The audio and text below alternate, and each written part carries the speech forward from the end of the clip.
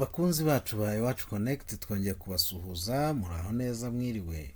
Iwacu Connect nk'uko ari inshuti ya mwese, inshuti ya bose, cyane cyane n'inshuti y'urubyiruko, twongeye kubasuhuza. Uyu munsi rwose nk'uko nabibabwiye tujya inama ku bintu bijyanye n'ubuhinzi. Ubuhinzi bw'ibintu bigiye bitandukanye ariko cyane cyane jyewe n'abahitiyemo ubuhinzi bw'imbuto. Uti kubera iki? Nuko nawe nukora isuzuma ryawe ukajya ku isoko uzasanga igiciro cy'imbuto kigenda kizamuka kandi noneho n'imbuto ari nkeya ku isoko. Niyo mpamvu uyu munsi wa none ntawambwira ngo isoko ngo ntaryo wabona, ngo ese mbihinze nkabura isoko. Hinga ntabwo uzabura isoko.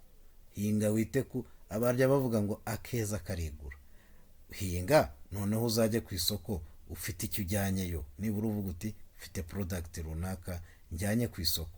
Niyo mpamvu rero nka Iwacu Connect tubazanira udushinga tugiye duciriritse abantu bafata nk'uduciriritse ariko nyamara dushobora kuguteza imbere. Uyu mushinga w'ibinyomoro njyewe njya nkwita ngo ni koruta, kandi koko muzabona umusaruro uko uzagenda uboneka. Muzabyigiraho, muzanyigiraho. Nicyo kintu cyatumye nshinga ino cano kugira ngo mbafashe, kugira ngo mbakangure, cyane cyane nkangurira urubyiruko mutangire hakiri kare.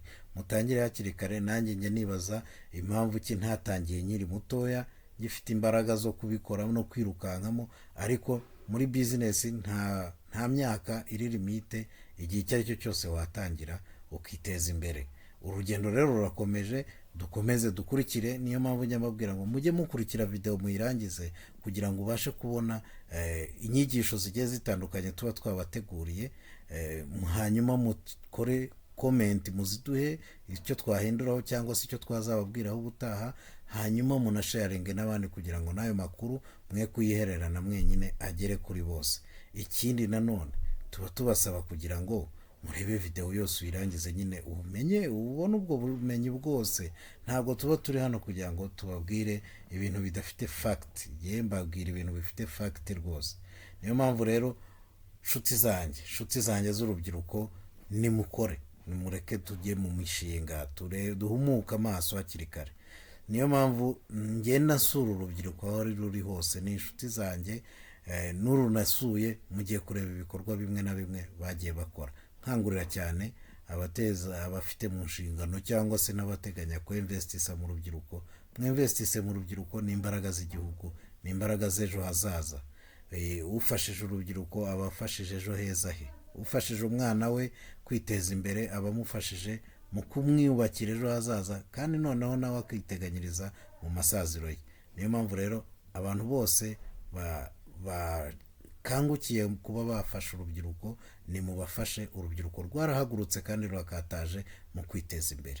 Nimukurikire rero kujyana abarambira, hanyuma ibindi turagenda tubiganiraho nyuma yuko mumaze gushira amanga, mumaze kureba ikiganiro nabateguriye kuri uyu munsi. Turi kumwe na Iwacu Connect.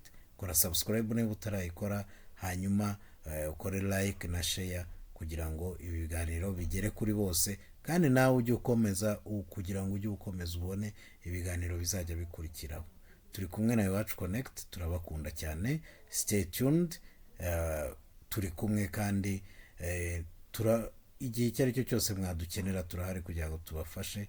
Nshimira cyane abakomeje kutuvugisha, kuduha icyashara, cyaba ari ikibinyomoro, imbuto, ndetse ni ku bworozi bw'inkwavu. Rwose turabashimiye. Natwe turahari kugira ngo tubagezeho ibyiza gusa.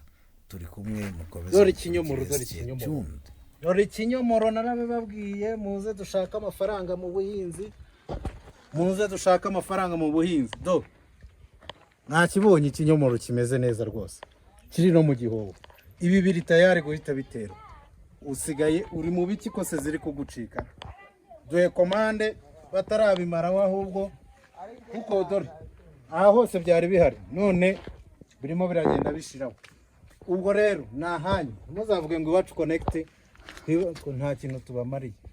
Rwose ibinyomoro byiza hano birahari. Bano bajene barakora kandi rwose bari mu kazi. Ngira ngo murabibona, ni ibinyomoro byiza cyane, byiza byitaweho, by'ubwoko bwiza.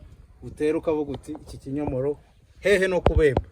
Rero bashuti bacu ba Iwacu Connect, ndabasaba ngo mumenye umwuga, mumenye akazi nyako. Dore ikinyomoro pe, dore ikinyomoro, dore ikinyomoro. Murabibona urubyiruko muri ko mutari kuza ngo mutangire umushinga nk'uko bagenzi banyu biteje imbere, batangiye gukora umushinga y'ubuhinzi itandukanye n'ubworozi. Rero mwaba kabyaramo, nimuze mubateze imbere, nimuze mugure ibinyomoro mubateze imbere. Bafite ubumenyi bwinshi butandukanye kandi bwiza, kuba babasha gutunganya zino mbuto ni ikintu gikomeye cyane. Ubwo rero ni ahanyu. Iwacu Connect turi hafi yanyu kugira ngo tubafashe. Aba bajene rero rwose mubegere, ni abantu bashoboye, ni abantu bashoboye kandi nk'uko muri kubibona ibikorwa birivugira. Hari n'amavoka, hari n'izindi mbuto batunganya, ntabwo ari ibinyomoro gusa. Ntimuzacike intege, icyo ushaka haba ari ku binyomoro, haba ari ku matunda, haba n'izindi mbuto zose ushaka barazigutunganyiriza. Aha hantu rwose murabona ko ibintu bimeze neza, bimeze neza. Iwacu Connect nagiye mbabwira umushinga w'ibinyomoro, akamaro kawo, uko wunguka. None murabona yuko n'abafatanyabikorwa bandi bazajya badutunganyiriza imbuto nabo barahari. Mba nahageze kugira ngo mbahuze mwese, baba ari abakiriya, baba ari n'abafite ibikorwa, kugira ngo dufatakanye twiteze imbere. Dukomeze rero dukurikire, mbibutsa gukora subscribe na share, ubundi dukomeze dusangizanye amakuru kugira ngo tugire ku iterambere ry'umwuga.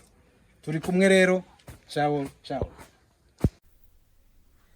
Inshuti zacu rero, ikiganiro kizakurikiraho twabateguriye kijyanye n'ubuhinzi bw'amatunda nk'uko muri kubibona, kikaba ari igihingwa gitangaje. Ndabararikira kuzakomeza gukurikira ikiganiro kizakurikiraho. Turi kumwe, stay tuned, turabakunda cyane na Iwacu Connect. Dusigire like, share and subscription. Hari icyo byaba bigutwaye se? Murakoze cyane.